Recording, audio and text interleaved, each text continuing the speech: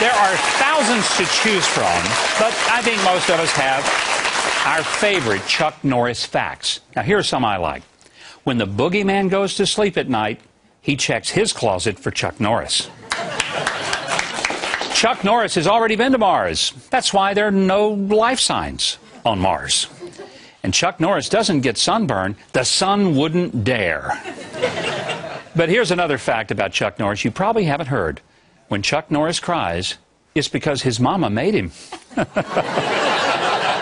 She has 3 sons and describes Chuck as her defender, Aaron as her sunshine, and Wieland, who she lost in Vietnam, as her hero. She's got a wonderful new book called Acts of Kindness, My Story. Please welcome Wilma Norris Knight. Happy Mother's Day weekend, Wilma. Well, thank you so much. You know, when we all talk about Chuck Norris, he's Carlos to you. He's Carlos. And that's how you'll always know him. So yes. I guess I'll have to call him Carlos. Yeah, that's all or right. you won't know who in the world I'm talking about. If you call him Chuck, I won't. This is a wonderful book, and it's, you know, at 91, you've got quite a few memories going on here. Yes. But I want to focus on the 3 sons because each of them brought something very special to you. Let's start with the one that most of us know the best, and that's, as we say, Chuck and Carlos to you. Yeah. You call him your defender. Why? It was when we were hitting it so hard. We were having a real rough time, you know, back then we were very poor. And he always was like the man in the house because his father wasn't there. And so he would, when I worked nights, he'd babysit for the 2 kids.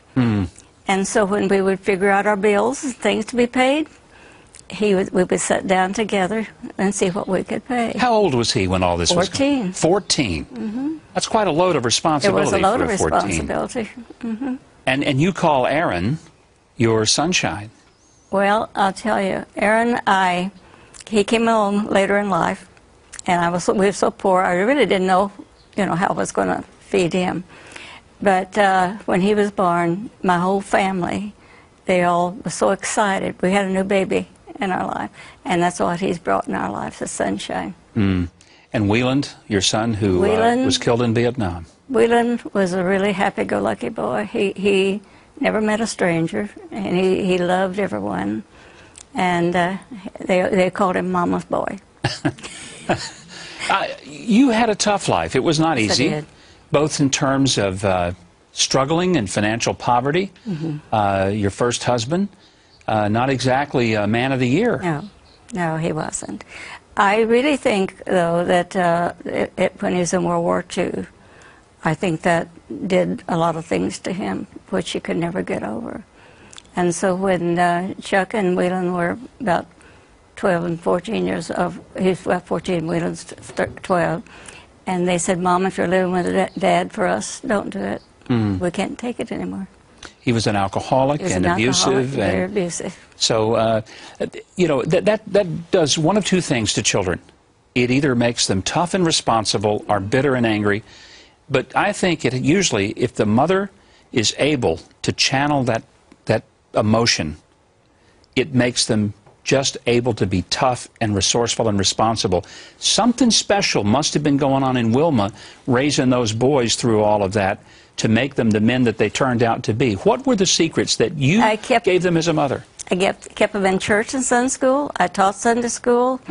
And we had our prayers all the time. Spiritual life was important to you, wasn't it? Spiritual life was very important to me. Still is. Still is. After 91 years, it's not like you outgrow it, huh? I don't think so. I don't want to. There are a lot of people struggling to hold their families together and to raise their kids the right way. You mentioned taking them to church and praying with them. Some other things that you think would be important. If you could say to some young mother out there, don't forget this, what would it be?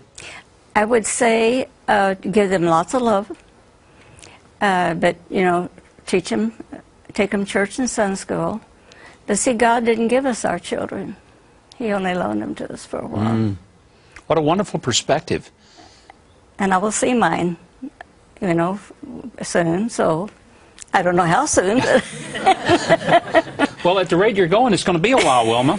You're 91 and you look like you're stronger than most of us here. In fact, a lot stronger than this audience, I think.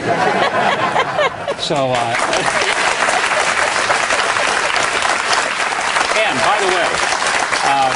you know, being Mother's Day weekend and you're being here in New York with me for your 91st birthday, they did not want to leave you unattended. So they have a special gift that they wanted me to make sure that you received. And I'm not going to mess with Chuck. I'm telling you that right now.